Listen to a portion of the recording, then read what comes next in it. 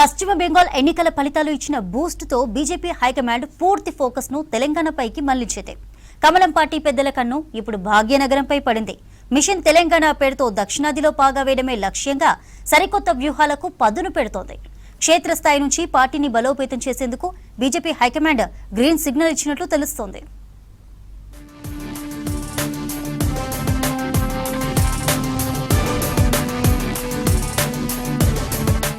పశ్చిమ బెంగాల్లో సాధించిన ఫలితాలు తెలంగాణ బీజేపీ నేతల్లో కొత్త ఉత్సాహాన్ని నింపాయి.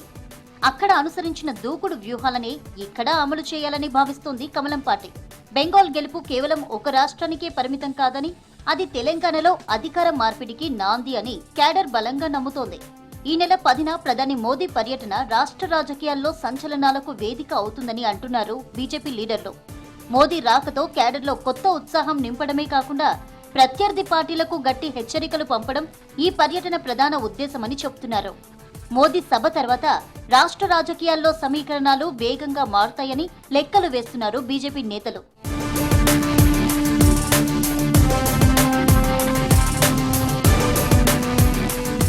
ప్రధాని పర్యటన ముగియగానే ఇతర పార్టీల నేతలు కమలం గూటికి చేరడానికి రంగం సిద్ధం చేస్తున్నట్లు చెబుతున్నారు రాష్ట్ర BJP political incharge Abhay Patil. ఇతర పార్టీల్లో ప్రధానంగా కాంగ్రెస్, బీఆర్ఎస్ నుంచి అసంతృప్తి నేతలు, బలమైన ప్రజాబలం ఉన్న లీడర్లు కమలం పార్టీలో చేరుతారని అంటున్నారు. మోదీ పర్యటన నుంచే తెలంగాణలో సమర సంఘం పూరిస్తామని చెబుతున్నారు. రాష్ట్రంలో బీజేపీ తిరుగులేని శక్తిగా మారుతుందన్నారు అభయ్ పాటిల్.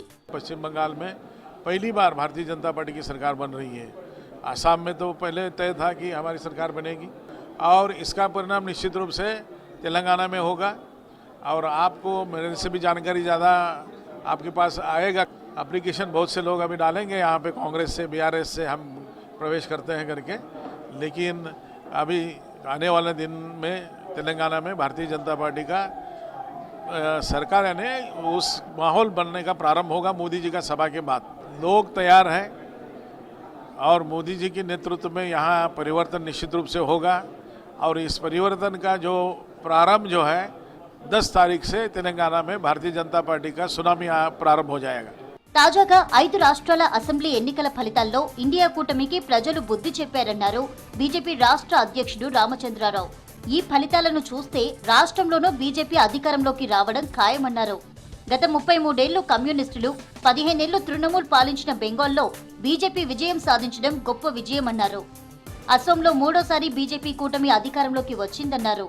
అసోంలో మళ్లీ బీజేపీ విజయం సాధించిందని తెలిపారు. ఉత్తరాది, దక్షిణాది వైషమ్యాలు సృష్టించిన ఇండియా కూటమికి ప్రజలే తగిన బుద్ధి చెప్పారన్నారు రామచంద్రరావు. 15 సంవత్సరాలు ప్రభుత్వం ఉన్న తర్వాత ప్రజలకు ఏం చేయకపోగా హింసకు దారితీసి అనేక మంది బీజేపీ కార్యకర్తలను చంపినటువంటి ఒక ప్రదేశం బెంగాల్. బెంగాల్లో ప్రజలకు న్యాయం జరిగింది. మరోవైపు ఇండియా అలయన్స్ లో ఉన్నటువంటి పార్ట్నర్స్, కాంగ్రెస్ పార్టీలో ఉన్న పార్ట్నర్స్ టీఎంసీని అక్కడ తిరస్కరించారు. అంటే ఇండియా అలయన్స్ మొత్తం కూడా దక్షిణాదిగా భారతదేశాన్ని దక్షిణాదిగా ఉత్తరాదిగా విభేదాలు తీసుకొచ్చే ప్రయత్నం చేశారు. దేశంలో ఒక డివిజివ్ పాలిటిక్స్, ఒక విచ్ఛిన్నకరమైనటువంటి రాజకీయాలను తీసుకువచ్చి విభేదాలు తీసుకువచ్చి ఉత్తరాది దక్షిణాది ఈ పార్టీలకు తెలంగాణ ప్రజలు గమనించాలి. ఇతర రాష్ట్రాలు కూడా ఎట్లా బుద్ధి చెప్పారు. రేపు మనం కూడా తెలంగాణలో ఈ యొక్క కాంగ్రెస్ పార్టీ ఇండియా అలయన్స్ కు బుద్ధి చెప్పాల్సిన అవసరం ఉన్నది.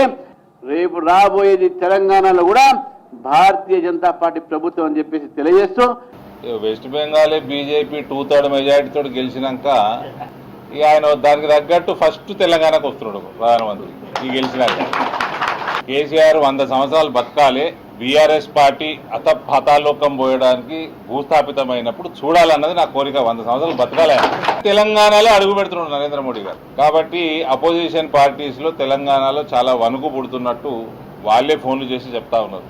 మరోవైపు బెంగాల్లో బీజేపీ నేతలు, కార్యకర్తలు పడ్డ కష్టాన్ని చూసి స్టేట్ బీజేపీ నేతలు మారాలనే చర్చ కమలం పార్టీలో పెద్ద ఎత్తున జరుగుతోంది.